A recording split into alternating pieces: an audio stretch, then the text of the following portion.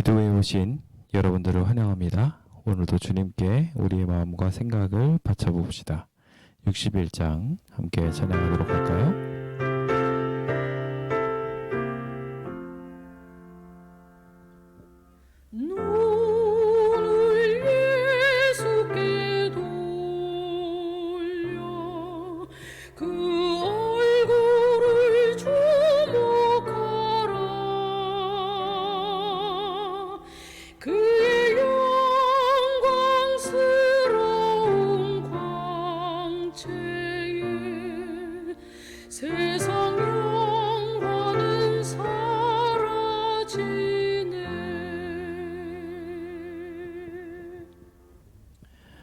전능하신 주님, 오늘도 그 크신 주님을 만나기 위하여 이 새벽에 주님 앞에 무릎을 꿇습니다. 이 죄인을 용서하시고 구원하여 주옵소서. 예수님 이름으로 기도드립니다. 아멘. 크신 주님을 바로 이해하는 것은 행복의 근원입니다. 우리의 신앙은 이 하나님을 만나는 것이며 이 하나님이 우리의 삶을 채우신다는 것을 발견하게 될 때 이 크고 두려우신 분은 우리의 삶의 가장 든든한 버팀목이 될 것입니다. 종종 제가 작은 아이들한테 다가갈 때 아이들이 경계의 눈빛을 보이는 것을 보게 됩니다. 제가 키가 크고 얼굴도 까맣고 왠지 목소리도 무섭기 때문인지 모르겠습니다. 제 큰 목소리가 두려워서 경계의 눈빛을 보이다가도 그 아이들이 시간을 지나며 저와 친해지고 난 뒤에는 도리어 더 든든하게 저를 향하여 행복한 표정을 짓습니다. 저희 아이들도 이 덩치 큰 저를 보고 때로는 겁도 먹을 거라는 생각도 듭니다.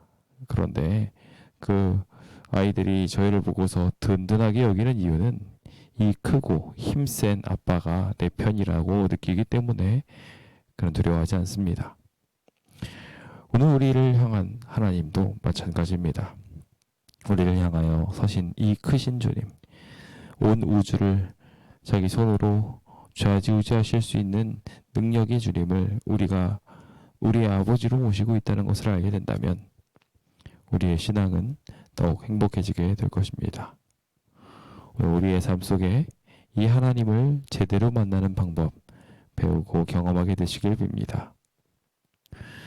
17절은 너희 하나님 여호와는 신 가운데 신이다, 주 가운데 주다 라고 표현하고 있습니다.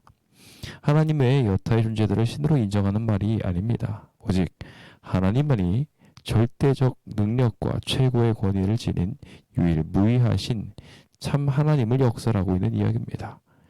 주변에 있는 존재들이 자기를 스스로 신이라고 칭하지만 그 가운데 진짜 신은 하나님밖에 없다는 하나님의 유일성과 전능성을 강조한 표현인 것이지요. 사람을 외모로 보지 않으시는 하나님을 그 뒤에 이어 소개하고 있는 것은 이 크신 하나님이 사람을 외모로 볼 필요가 없다는 것을 강조하고 있는 말입니다. 모든 것을 다 하실 수 있는 크고 능하시고 두려우신 하나님이신 것은 우리의 능력이 필요하지 않다는 것입니다. 고만고만하니까 도움이 필요하고 연약하고 약하니까 부족하기 때문에 그 부족한 것을 다른 사람들한테 앵벌이를 시키는 것입니다. 진짜 힘이 센 존재들은요, 우리의 도움 필요하지 않습니다. 지구가 우리의 도움이 필요하겠습니까? 태양이 우리가 떼는 장작을 가지고 얼마나 도움을 받겠습니까? 하물며 하나님께서 말씀으로 창조하신 이 세계가 우리의 능력을 가지고 뭘 할 수가 없는데 하나님 그분은 어떻겠습니까? 우리가 아무리 노력을 해도 하나님께 큰 도움과 능력이 되지 않습니다. 그러니 주님이 보시기에 우리가 드리는 뇌물은 아무것도 아닌 것입니다. 주님 앞에서 잘생긴 외모 아무리 표현해봤자 하나님은 말씀으로 세상을 창조하시고 가장 아름다운 존재를 만들어내실 수 있습니다. 외모가 뭐가 중요하겠습니까? 우리가 하나님의 놀라우심을 알게 된다면 우리의 잘생김, 우리의 능력, 하나님 앞에서 아무것도 아니라는 것을 보게 됩니다. 그렇다면 하나님은 뭐가 필요하실까요? 하나님이 필요하신 것은 고아와 과부를 향하여, 연약한 자들을 위하여, 주변에 부족한 사람들을 위하여 정의를 행하는 것입니다. 사미시파트, 정의를 행하다. 정당한 권리를 찾아준다는 뜻입니다. 실상 고아나 과부는 사회적으로, 경제적으로 약자이기 때문에 남들로부터 부당한 대우를 받기 쉽습니다.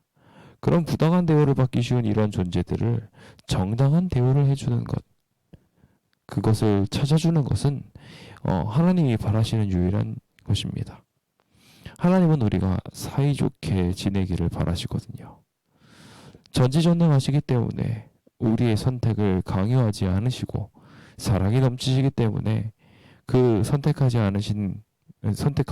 강요하지 않으시는 하나님께서는 오늘 우리의 삶 속에 진정한 사랑과 행복의 모습들을 저절로 만들어내길 바라십니다. 사이좋게 행복하게 지내기를 바라시는 주님이 우리에게 바라는 것은 결국 정의를 행하는 것인 것이지요.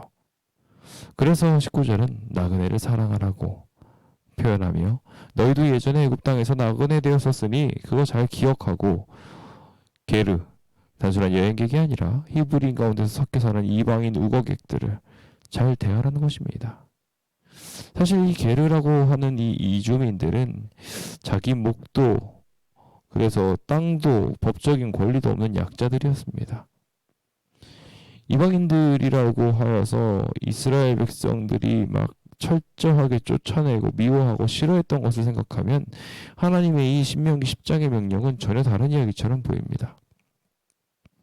하나님의 백성이 구별되는 것은 죄에서 구별되라는 것이지, 연약한 자들, 나그네들, 이방인들을 홀대하라는 이야기는 절대 아닙니다.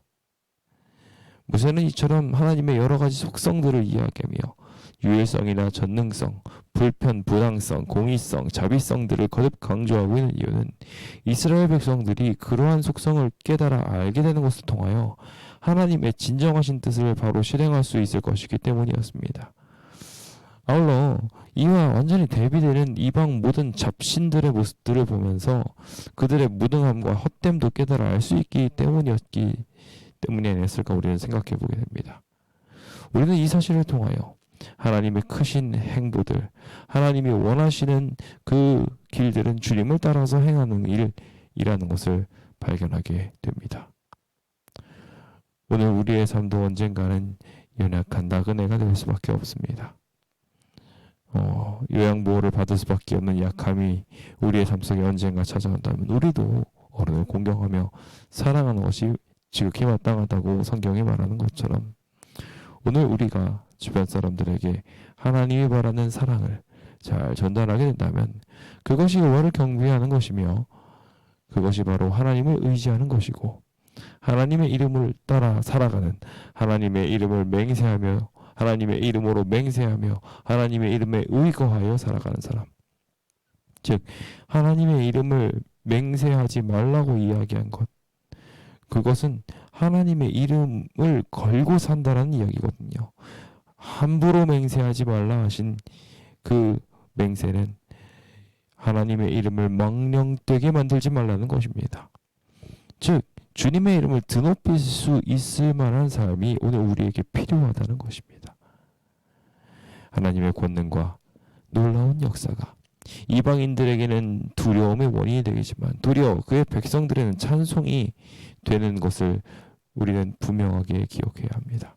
주님은 우리의 찬송이시며 우리의 눈으로 본 이 크고 두려운 일들을 행하신 분이십니다. 애굽에게는 10개의 재앙이고 고난이었지만 이스라엘 백성에게 10개의 재앙은 그들의 해방을 위한 하나님의 신호들이었습니다. 오늘 우리를 위하여 이 위대한 일들을 행하신 하나님을 보며 우리의 삶이 아무리 연약하고 부족하다 할지라도 하나님께서 우리의 삶을 지키심을 인정합시다. 이스라엘 백성들이 겨우 불과 70인에 불과했지만 하나님을 의지하고 쫓아가게 되었을 때 주님은 430년 만에 이 백성들을 장정만 60만 명가량으로 바꾸게 하셨습니다. 장정만으로 생각하게 되었을 때 이들은 정말 엄청난 수가 되어 수백만에 달하는 엄청난 백성들이 되었음을 우리는 기억하고 알 수 있게 되는 것을 보게 됩니다. 이스라엘이 하나님을 경외하고 찬송할 만한 가장 큰 이유가 이와 같이 당신의 백성들을 생육하고 번성하는 진정한 복으로 이끌어 주시는 분이시기 때문이 아닌가 생각해 보게 됩니다. 이제 그 사실을 기억하며 오늘 우리의 삶을 주님께 바쳐보기로 결심해 봅시다. 우리가 주님을 온전하게 이해한다면 우리는 행복할 수 있을 것입니다. 그 크신 하나님을 생각한다면 우리가 가진 재능이나 외모를 가지고 주님 앞에 주름잡지 않을 것입니다. 우리가 온전하게 주님을 섬기는 것은 오로지 주님의 정의를 행하는 것임을 기억하며 하나님이 나를 구원하실 것이니 나는 오늘도 정의를 행하노라 라고 이야기하며 주님 원하시는 바로 그 길을 걷게 될 것이라는 것입니다. 그 위대한 기적이 오늘 우리의 삶 속에 있어 행복하게 되시길 예수님의 이름으로 축원드립니다. 자비로우신 주님, 오늘 우리의 삶이 크신 주님을 배우며 참된 신앙인 되기 원합니다. 저희로 그 행복 누리게 하여 주옵소서. 예수님 이름으로 기도드립니다. 아멘. 오늘도 말씀을 생각하시면서 기도로서 넉넉한 시간을 보내시기 바랍니다. 남성선교회 중심이 되는 남선교부를 위해 기도 부탁드립니다. 남선교부가 우리가 이제는 더 많은 관심과 노력이 필요합니다. 몇몇 분들이 이제 교회를 떠나실 수밖에 없습니다. 여기 다 재개발을 하면서 많은 분들이 떠나실 수밖에 없는 상황 속에 있는 만큼 새로운 일꾼, 새로운 남선교 파트가 깨워져야 합니다. 교회에 든든한 일꾼이 설 수 있도록 기도 많이 부탁드리겠습니다.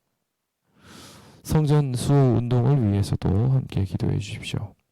저녁 예배 회복이 성전 수호의 굉장히 중요한 키워드가 됩니다. 예배가 살아날 때 주님은 이 성전을 지키실 것입니다. 환자와 믿음이 연약한 자들을 위해서도 기도 부탁드리겠습니다. 오늘도 기도하시며 주님을 만나시는 은혜로운 시간 되시기 바랍니다. 그럼 잠시 기도할까요?